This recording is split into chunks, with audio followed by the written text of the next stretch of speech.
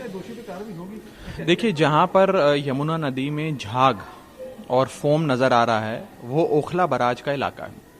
Okhla barrage का वो इलाका यूपी इरिगेशन विभाग यानी कि उत्तर प्रदेश की सरकार के अधीन आता है, उनकी मेंटेनेंस का और उनकी साफ सफाई का जिम्मा है वहां पे।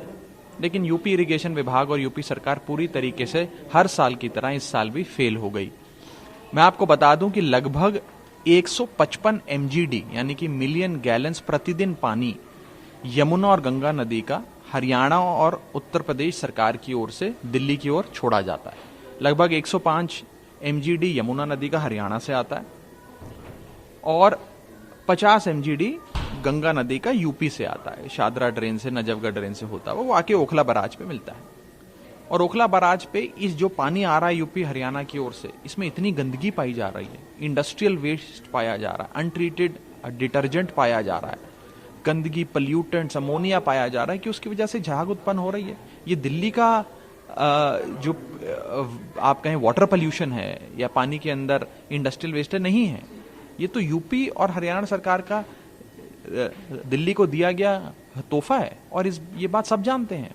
और सालों साल हम कहते आए, यूपी सरकार को चिट्ठियां लिखी, मीटिंग्स करी कि एरिएशन टेक्नोलॉजी का इस्तेमाल करें, बायोकल्चर मेथड्स हैं आप उसका इस्तेमाल करें, आप इंडस्ट्री के वेस्ट को बिना ट्रीट करे कैसे नदी में छोड़ सकते हैं।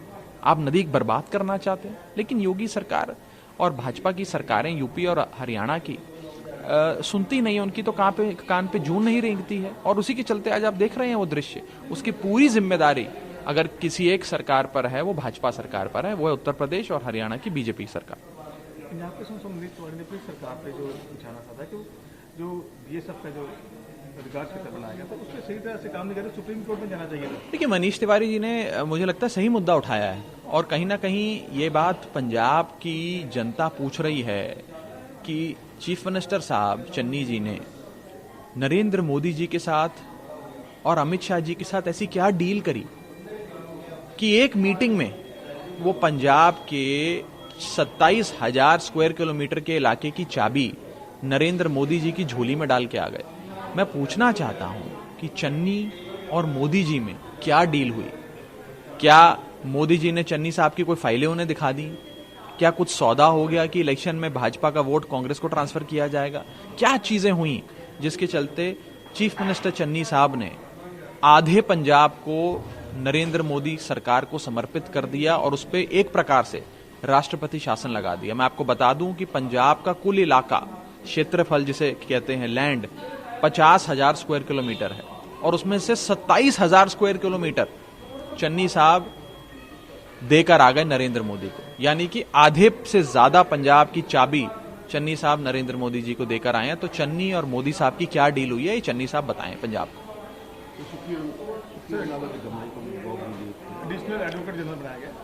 देखिए, कांग्रेस पार्टी ने 2017 के मैनिफेस्टो में एक वादा किया था पंजाब में कि घर घर नौकरी देंगे। कैप्टन साहब उस समय कहा करते थे, कैप्टन ने सौं चुक्की, घर घर नौकरी पक्की।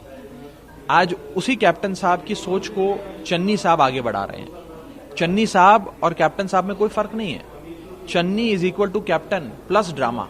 उनको थोड़ा ड्रामा ज्यादा करना आता है। कैप्टन साहब इतने फोटो के शौकीन, कैमरे के शौकीन नहीं थे, वो थोड़ा ड्रामा ज्यादा कर लेते हैं चन्नी साहब। लेकिन वही काम जो कैप्टन साहब करते थे, अपने मंत्री के बच्चों को, एमपी के भतीजों को नौकरियां देना, वही काम चन्नी साहब कर रहे हैं। आज अपने ही डेप्यूटी चीफ मिनिस्टर के दामाद को नौकरी दे दी सरकार में। तो मैं ये बताना चाहता हूं पंजाब की जनता को कि कांग्रेस ने अपना वादा तो पूरा किया घर घर नौकरी का, लेकिन उसमें से थोड़ी सी मॉडिफिकेशन कर दी कि घर घर नौकरी केवल एमपीज, एमएलएज और मंत्रियों के बच्चों को मिलेगी कांग्रेस के, और किसी को नहीं मिलेगी। ये पंजाब के लोगों की इंसल्ट है। पंजाब में हिंदुस्तान की सबसे ज्यादा बेरोजगारी है और ये हमारे बेरोजगार युवा और पंजाब की आवाम के जख्मों पे नमक छिड़कने जैसा है, जो कैप्टन साहब की सरकार ने भी किया और जो चन्नी साहब ने इस बार पंजाब के लोगों के साथ किया। तो कहा कि पंजाब सरकार में पंजाब के मुद्दों पे काम करने के लिए इच्छा शक्ति की कमी है। सिद्धू साहब ने जो सवाल उठाए हैं, चन्नी साहब से पूछे हैं, पंजाब की सरकार से पूछे हैं, वो मुद्दे वैलिड हैं और मैं चाहता हूं कि चन्नी साहब इस बात का जवाब दें कि नशे के मुद्दे पे उन्होंने क्या किया। चन्नी साहब की सरकार कहा करती थी 4 हफ्तों में नशा खत्म कर देंगे। चन्नी साहब की सरकार कहा करती थी घर घर नौकरी देंगे। चन्नी साहब की सरकार कहा करती थी कि रेता बजरा माइनिंग माफिया खत्म कर देंगे। रेता बजरा माइनिंग करने वाले चन्नी साहब के नेड़े तेड़े नजर आते हैं। एक मंत्री राइट पे बैठता है, दूसरा मंत्री लेफ्ट पे बैठता है, वही तो माइनिंग करते हैं। नौकरियां पंजाब के बेरोजगारों को तो नहीं मिली, लेकिन मंत्रियों के बेटों भतीजों को दामादों को मिल गई। नशे का व्यापार ताबड़तोड़ तरीके से पंजाब में चल रहा है, खुशहाली से चल रहा है पूरी। तो चन्नी साहब ने किया क्या? सिर्फ फोटो खिंचवाई। तो चन्नी साहब असल मुद्दों से भाग रहे हैं, ये बात सही है और हम भी इस बात का समर्थन करते हैं और कहते हैं चन्नी साहब को कि आप असल मुद्दों पे बात करो, ड्रामेबाजी छोड़ो। डेरा बनाने की है, बालाजी की है, धार्मिक भ्रमण पे चल रही है। मैं उस पर कुछ कमेंट नहीं करना चाहता। सर, पंजाब में पराली जलाने का जो अभी तक जारी चल रहा है, उस पर आपका क्या कहना है? पंजाब देखिए, सरकारें जो हैं वो किसान को मजबूर करती हैं ये कदम उठाने के लिए। बेचारा किसान क्या करे? किसान के पास तो कुछ नहीं है और किसान को कोई इंसेंटिव, कोई नई नीति तो देते नहीं है। मैं आपको एक एग्जांपल देता हूं। पंजाब में ही ऐसी कई फैक्ट्रियां हैं जो पराली को कोयले में तब्दील करती हैं, जो किसान से पराली खरीदती हैं, किसान के पास जाती हैं, किसान को कहती हैं कि पराली मत जलाओ, ये पराली हमें दे दो, हम खरीदेंगे। उसको पर एकड़ के हिसाब से पैसा भी देती है, रकम देती है और पराली खरीद लेती है। उस पराली को अपनी फैक्ट्री में लाकर कोयले में तब्दील कर देती है।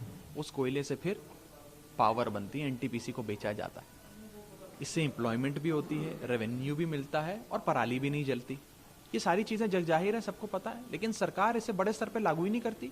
सरकार किसानों को कहती नहीं, सरकार किसानों को इंसेंटिव देती नहीं। ये नीति की समस्या है। और क्योंकि कैप्टन साहब की सरकार, चन्नी साहब की सरकार के पास ना नीतियां थी ना नीयत थी, ये लोग लागू नहीं कर पाए। अब केजरीवाल सरकार पंजाब में बनेगी और केजरीवाल सरकार दिल्ली की मिलकर इन सारी चीजों को लागू करेगी।